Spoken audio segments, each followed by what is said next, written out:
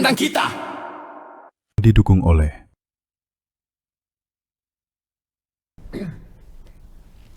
Oke, halo sahabat Eljon, kembali lagi di POV. Nah, sekarang kita akan membacakan pertanyaan-pertanyaan dari live chat YouTube channel Eljon TV. Nah, udah ada beberapa pertanyaan yang masuk. Langsung saja Dok Risto ya. Oke, ini pertanyaan pertama dari Angel. Apa fase tersulit dalam membangun In-Harmony Clinic? Wah, fase tersulit ya. Fase tersulit itu dari dulu sampai sekarang itu selalu ada terus ya. Tapi ya naik turun. Namanya bisnis ya. Yes.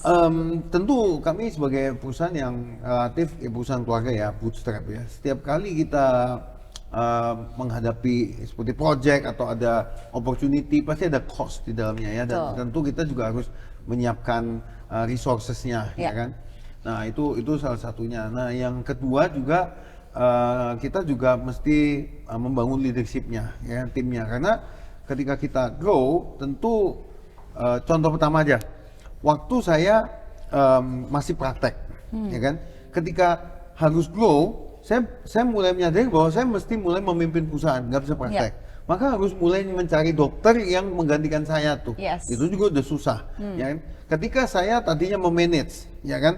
Lalu saya mau grow lagi, mau lebih besar lagi. Maka di sana jatuh lagi ke fase susah lagi ya, dimana saya mesti mulai mesti ada yang bisa memimpin di bawah saya, nggak cuma dipimpin ya kan, jadi mesti ngembangin lagi ya kan, itu juga another challenges. Tapi menurut saya challenges terbesar itu bukan kayak challenge bisnisnya sih, lebih ke challenge marketnya ya kan. Karena kalau yang namanya marketnya preventif lifestyle ini itu relatif masih niche ya di Indonesia ya. Even now after COVID itu katanya meningkat gitu kan, yang mulai terbuka mulai apa ya kan. Tapi kita sampai sekarang juga nggak melihat bahwa ini udah jadi lifestyle orang Indonesia itu enggak. Beda banget kalau misalnya teman-teman dari Eljon apa panggilannya Sahabat Eljon ya. Kalau teman-teman, Bapak Ibu sahabat Eljon itu pergi ke Vietnam, itu beda sekali. Auranya, ambience orang untuk hidup sehat itu udah bawaannya. Udah culture-nya mungkin seperti itu ya. Kita nggak bicara canggih, it's a habit, it's a lifestyle. Mereka olahraga di mana-mana. Mereka jalan-jalan. Itu di pinggir-pinggir jalan mereka juga senam joget, bawa kompo, bawa apa. Dari pagi sampai tengah malam juga ada yang olahraga. Mereka makan juga, coba lihat makanan-makanan Vietnam, relatif lebih sehat. Pho dan sebagainya itu kan lebih sehat, isinya sayur-sayur dan sebagainya ya kan. Lalu juga kuahnya bening-bening, gorengannya nggak banyak ya kan. Itu begitu. Makanya orang Vietnam itu relatif langsing-langsing. Dan lebih muda ya, awet muda ya Dok Risto ya. Iya kayak Miss Gaby. Waduh. Ya kan? Langsing gitu kan. Kalau orang Indonesia kan langsung. Langsung gebuk ya kan gitu. Udah kayak it's a norm di Indonesia bahwa mungkin dari zaman dulu ya, zamannya penjajah kita susah jadi bilangnya suka makan yang banyak, gemuk itu sehat. Ini ideas seperti ini yang jadi sebetulnya jadi tantangan kita sebetulnya. Makanya di sana kalau di Vietnam itu yang namanya vaksinasi ya check up itu nggak susah. Bahkan ada satu klinik vaksinasi, that's the biggest in the world. Satu klinik vaksinasi kapasitas 3.000 pasien per hari. Bayangkan. Di Vietnam tuh? Di Vietnam. Di Indonesia nggak ada. Kenapa? Karena di Indonesia kita mau buka yang 300 hari aja belum tentu sebanyak itu pasiennya. Ya kan kita mau promosi kayak gimana juga. Jadi menurut saya dulu sering kalau dengan coaching, dengan di workshop atau bicara dengan bisnis orang lain ditanya kompetitornya apa? Kompetitor saya bukan kompetitor klinik atau rumah sakit lain. They actually helping us in creating the buzz. Ya kan? Kompetitor kami justru adalah mindset masyarakat ya. Mindset. Delaware, tahu nggak Delaware? Delayed awareness. Nunggu nanti. Iya. Itu ya. Betul. Nunggu nanti baru ya kan. Kalau udah kejadian baru. Kalau masih merasa sehat, nggak perlu. Exactly. Yang kayak gitu itu adalah our biggest challenges in creating the preventive clinic. Karena kita nggak jualan painkiller by the way. Ya kan, banyak orang jualannya kan painkiller ya, buka restoran, buka barbershop, ya pokoknya udah panjang ya udah gondrong mesti gunting ya udah potong, ya kan, kalau udah sakit buka klinik biasa aja, udah sakit ya udah obatin. Klinik BPJS di Indonesia banyak banget, klinik yang sifatnya preventif dikit banget, klinik kecantikan juga nggak banyak banget tapi relatif banyak. Kenapa? Is painkiller, ada jerawat, aduh mesti ke klinik kecantikan gitu kan. Klinik gigi menjamu, kenapa? Sekarang orang mulai peduli ada ompong-ompong, anak Gen Z nggak mau ompong ya kan. Jadi klinik gigi udah menjamu. Tapi klinik kesehatan preventif masih sedikit ya dok, berarti di Indonesia ini ya untuk klinik preventif relatif sedikit lah. Maksudnya kalau dibandingkan klinik yang lain ya, di Indonesia Vaskes itu ada 9 ribuan klinik dan rumah sakit. Tapi mungkin yang klinik preventif mungkin nggak nyampe 1%-nya. Oh ya, masih sedikit ya. Tidak sebanyak itu, iya. Oke, jadi memang tantangan terbesarnya justru di marketnya ya, Dok Christo ini ya. Bukan developing the marketnya. Ya, developing the marketnya di luar bisnisnya. Building the wellness mindset itu yang orang harus mulai gimana lah kita expose. Betul. Oke, Dok Christo, ini ada pertanyaan lagi masuk nih dari live chat. Oke, pertanyaan saja dari Sila. Nah, hai Sila. Kalau ngomongin tentang bisnis, membangun inharmoni nih dok, apakah pernah merasa ingin menyerah nih dok? Nah ini bisa menjadi motivasi mungkin untuk sahabat Eljon masih muda-muda ini membangun bisnis ataupun klinik seperti Dok Christo, itu apakah pernah dok merasa ingin menyerah? Wow, menyerah tidak ada dalam kamus saya. Wow, nggak ada dalam kamus Dok Christo nih. Nggak ada dalam kamus. Keren. Menyerah bukan pilihan karena saya udah mendedikasikan hidup saya. Ya kan? I mean, sejak saya zaman sekolah spesialis, fokus saya udah ke sini. Jadi kan ibaratnya kayak apa namanya, kita udah menyiapkan arahnya ke sana. Kalau saya nggak gedein, nggak benahin, nggak jadiin ini jadi sesuatu, saya nggak punya apa-apa lagi. Apalagi teman-teman saya ada yang udah jadi asisten profesor, ya kan? Ada yang sudah jadi direktur rumah sakit. Ada yang sudah jadi subspesialis dan sebagainya. Lah saya di sini di Inharmoni. Mereka ada yang praktek di 3 rumah sakit besar. Ya saya dulu praktek di rumah sakit. Sekarang sudah enggak. Saya full time mengelola Inharmoni, membesarkan Inharmoni. So kalau bicara pilihan, saya nggak punya pilihan yang lain. Ibarat kayak Napoleon perang. Betul. Ya kan? Tahu ceritanya Napoleon perang ya? Waktu perang pergi ke pulau mana ya naik kapal, begitu semua prajurit mendarat kapalnya dibakar, ya udah saya nggak bisa balik. I'm in the point of no return. So yang namanya menyerah ya surrender is not an option. Itu aja sih. Surrender is not an option ya sahabat Eljon, boleh dinoto ya dari kutipan dari Dr. Christo. Jadi menyerah itu bukan pilihan ya Dok Christo ya. Kalau mau maju ya harus gitu. Apapun kondisinya ya surrender is not an option. Setuju.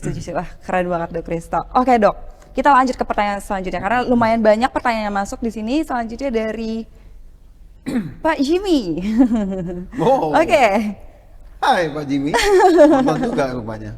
Apa kesalahpahaman terbesar masyarakat tentang vaksin dan preventif yang Dr. Christo hadapi? Kesalahpahaman terbesar itu kalau bicara ini preventif macam-macam ya, tapi kalau di dunia vaksin itu yang paling banyak adalah orang takut karena vaksin ini ceritanya kan dulu dibuat dari virusnya sendiri, ya kan, sehingga ditakutkan habis divaksin malah jadi sakit. Ya itu sampai sekarang masih jadi miskonsepsi, ya di mana-mana. Ya bahkan vaksin COVID sendiri juga, wah gara-gara vaksin COVID malah jadi COVID ya kan, gara-gara vaksin COVID malah kena autoimun. Wah saya pernah dipanggil sama satu bank yang pengen bikin talk show untuk high net worth people, jadi ya buat entertain klien-kliennya, mereka sampai minta saya spesifik nyarinya saya. Walaupun saya cas mahal pun, mereka tetap mau sama saya. Kenapa? Karena topiknya khusus, vaksinasi dan autoimun. Niche banget ya Dok Christo ya. Jadi mereka waktu saya tanya kenapa kalian pilih topik ini kan kontroversi. Justru itu dok, karena klien kami ada yang bilang gara-gara vaksin bisa autoimun gitu. Jadi pengennya itu kan kalau dokter bisa klarifikasi, tapi sebetulnya ini yang dikhawatirkan orang kan. Itu jadi kayak gini nih sebetulnya salah satu mispersepsi yang paling banyak. Berarti keliru ya Dok Christo ya, karena saya sendiri pun percaya saja dengan hal itu Dok Christo. Kalau kita vaksin, apalagi vaksin COVID, bisa kena autoimun. Saya sempat percaya aja loh Dok Christo, tapi memang itu berarti hal yang keliru ya Dok? Sebetulnya saya nggak menyalahkan orang yang percaya, karena orang yang percaya ini biasanya dibuat percaya oleh orang lain. Ya, yang saya ingin salahkan adalah kenapa ada orang yang membawa-bawa atau membuat-buat orang lain jadi percaya.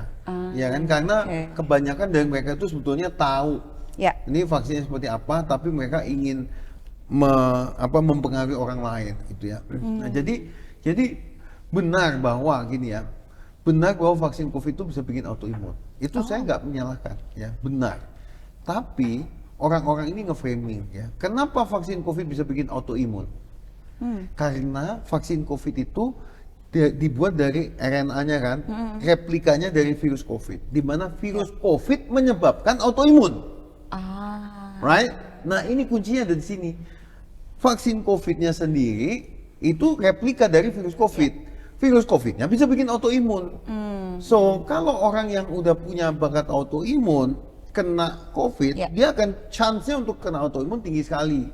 Nah, kalau orang yang sama tidak kena COVID-nya, tapi terinduksi oleh vaksinnya itu juga bisa, tapi chance-nya jauh lebih kecil. Lebih kecil ya. Nah, tapi kita tetap para ahli, ya bukan cuma saya, maksudnya tim advokasi. Kebetulan saya gabung dengan tim advokasi vaksin COVID dari ID waktu itu. Kita sepakat, walaupun ada risiko, tetap harus kita dorong untuk vaksin. Kenapa? Karena orang ini kalau nggak divaksin pun akan kena COVID, dan kalau kena COVID, chance kena autoimun lebih tinggi lagi, daripada dari vaksin. So, yang lebih baik divaksin dong. Betul. Nah, ini framingnya orang-orang yang ngomongin vaksin bisa bikin autoimun itu yang masalah. Iya, mungkin cara menyampaikannya aja ya berarti ya Dok Christo ya. Ada yang cara menyampaikan, ada yang emang sengaja mau framing sih. Gitu. Nah, itu yang ya jadi salah satu musuh-musuh buyutan kita gitu. Iya, itu salah satu jadi tantangan juga ya Dok Christo ya. Tantangannya dalam edukasi vaksinasi itu banyak miskonsepsinya. Ya, setuju. Nah Dok, kita beralih ke pertanyaan dari WhatsApp, karena sudah ada beberapa pertanyaan juga yang masuk di WhatsApp Aljon Media. Yes. Nah Dok, kita ngomongin tentang bisnis in harmony itu sendiri. Nah, bagaimana Dok Christo berkembang hingga memiliki banyak partner di Indonesia? Karena saya dengar juga Dok Christo juga berpartner ya in harmony ini ya dengan banyak perusahaan. Bagaimana tuh Dok? Ya, kalau maksudnya cerita berkembangnya. Ya. Jadi cerita berkembangnya dulu sederhana. Dimulainya waktu kita jadi klinik vaksin pertama di Indonesia, lalu kita mulai coba untuk mempromosikan, ya kan? Awal-awal zaman 2011 itu awal-awalnya sosial media. Yes. Kalau ingat dulu Facebook sama Twitter lagi mulai jaya-jayanya. Yes, ya kan? Kebetulan nama saya juga Jaya gitu. Nama belakang saya. Oh iya. Jadi waktu itu saya ikut arus, ya kan? Coba pakai Twitter, coba pakai Facebook dan sebagainya, dan mulai bikin website. Dan ternyata ada tuh yang nanya sama kami dari luar-luar daerah. Bahkan ada yang bela-belain rela datang ke Jakarta karena vaksinnya cuma ada di tempat kami. Sebetulnya vaksinnya bisa dibeli oleh dokter lokal, tapi nggak ada dokter atau klinik atau bahkan rumah sakit yang mau menyediakannya. Karena mereka nggak tahu marketnya, sehingga orang pikirin, oh lihat websitenya In Harmony berarti adanya cuma Jakarta, orang terbang Jakarta. Ada sampai begitu. Nah, disitulah kami punya ide gimana kalau kita encourage dokter-dokter lain di daerah, pemilik klinik gitu kan, ada yang dokter, ada yang juga bukan dokter, ada yang bahkan bidan juga punya, ya ada yang pensiunan dokter juga ada. Nah, mereka untuk membuka layanan itu, jadi kami membuka sistem kemitraan. Karena namanya dokter itu biasanya ya waktu zaman itu nih, bukan Anda ya, kalau ada yang nonton sekarang mohon maaf ya. Ya zaman 15 tahun yang lalu dokter itu nggak ngerti bisnis kata-kata. Ya kan. Jadi kalau kita bicara istilah kemitraan aneh-aneh susah. Dia bilang ini franchise, udah gitu aja. Jadi gampangnya mereka kayak franchise kita, ya kita latih, kita training, lalu supply chain-nya juga dari kami di Harmony. Jadi kita supply ke daerah-daerah juga berarti ya Dok? Ke daerah, bener, sampai NTT, sampai Kalimantan, Makassar, macam juga ada. Jawa banyak. Jadi mereka punya klinik sendiri. Oh. Jadi makanya kalau lihat di websitenya Inharmoni, kita punya banyak partner tapi nggak ada tapi sedikit ya. Hampir nggak ada yang pakai nama Inharmoni. Ya walaupun ada tapi sedikit. Yang lain kebanyakan itu mereka udah punya nama klinik. Jadi Ya. klinik udah berkembang. Entah ada klinik BPJS, ada yang punya kecantikan, ada yang punya Ya. klinik 24 jam, ada yang punya klinik macam-macam lah, Ya. klinik anak dan sebagainya. Nah, atau ada yang punya praktek pribadi. Lalu kita install nih bisnisnya untuk vaksinasi Oh. gitu. Wow. Ya itu awalnya kenapa kita punya kemitraan sampai ke Ya. seluruh Indonesia. Wah, keren. Memang awal dari media sosial berarti ini ya, mencoba-coba untuk Iya. mencari lewat media sosial, Bener, baru bisa kan ke daerah-daerah. zaman itu belum apa namanya aplikasi-aplikasi itu Iya. belum tren ya. Yes. Jadi dulu belum ada home service apa segala macam, belum ada. Iya. Jadi ya kita buka mitra lah. Oke, Dok. Nah, Dok Kristo, kita ngomongin Inharmoni Clinic, ada pertanyaan nih. Pertanyaan bagus dari Tasya. Oke, apa yang membedakan Inharmoni Clinic dengan klinik lainnya nih, Dok? Dan klinik biasa? Ya, jadi kalau klinik saya katakan tadi kebanyakan fokusnya di kuratif, ya kan? Mayoritasnya BPJS ya. Yes. Itu klinik paling besar, paling banyak di Indonesia klinik Iya. BPJS lah.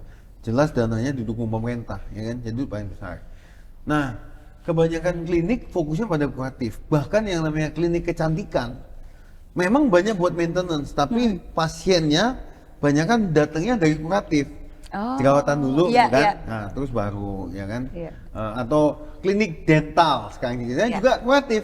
Bolong dulu, ya, baru mulai Iya. treatment. Sakit dulu lah intinya ya, Dok ya. Kan?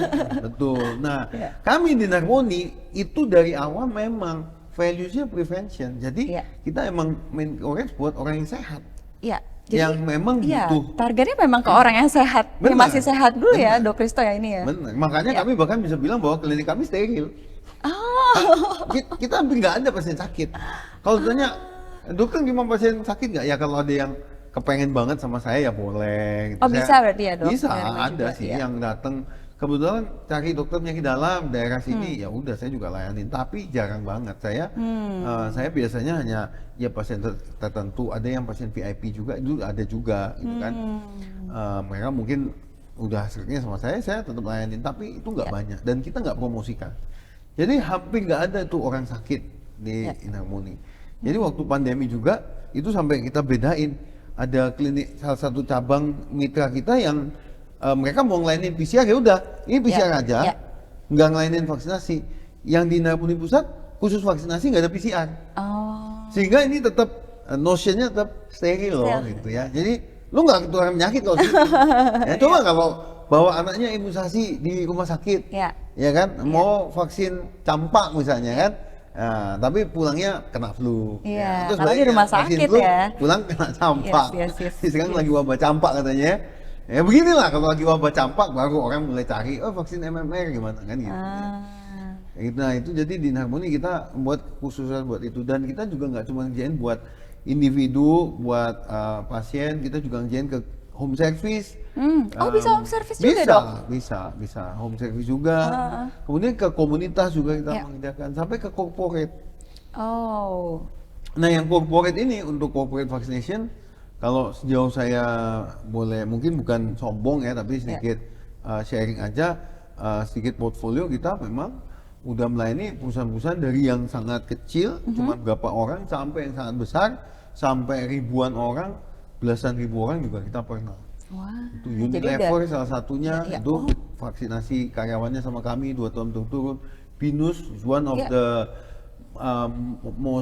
our longest client ya, udah mungkin 12 tahun tahun ini vaksinasi sama kami. Kemudian juga ada Gramedia, ada Roto juga, ada bank, OCBC. Wah, sudah banyak dong Dok Kristo ya, Ya banyak corporate besar, Prudential, UOB bahkan dan sebagainya. Jadi kalau corporate in terms of corporate clients, kita yang paling experience lah. Bahkan kita ngerjain sampai ke daerah-daerah terpencil pun kita bisa operate semua. Jadi untuk vaksinasi kami bisa bilang we are doing end to end. Wow. Palu Keren. Gada deh. Keren. Iya, iya dok. Segala harga, segala barang, segala rupa, segala tempat, segala kondisi Diterima ya, dok. kita, Wow. kita kerjain. Keren Ya. sekali nih servisnya dok. Ya, tapi sekarang kita nggak cuma vaksinasi aja, jadi layanan preventifnya juga kita ngerjain check up. Ya, Ya. ini klinik lain juga banyak, Prodia, Kimia Farma juga bisa, nutrisi, vitamin itu juga banyak, bahkan klinik kecantikan juga ngerjain. Tapi satu yang khusus lagi adalah genetic testing. Oh, Genetic testing itu periksa DNA. Ya. Ya, itu juga kita juga punya dengan biaya yang lebih affordable, tapi hasilnya juga bagus. Dan reliable, Wow, gitu. keren sekali dok Chris. Saja sahabat Eljon yang mau tadi vaksinasi ataupun tadi tes DNA ya berarti ya, DNA, bisa ya. ke InHarmony Clinic. Oke, Oh. sahabat Eljon, terima kasih untuk pertanyaan-pertanyaannya. Setelah ini kita masih mau lebih lagi nih berbincang mengenai InHarmony Clinic ataupun tentang personal dok Kristo ya. Tapi jangan kemana-mana sampai tayangan berikut ini. POV Sudut Pandang Kita. Didukung oleh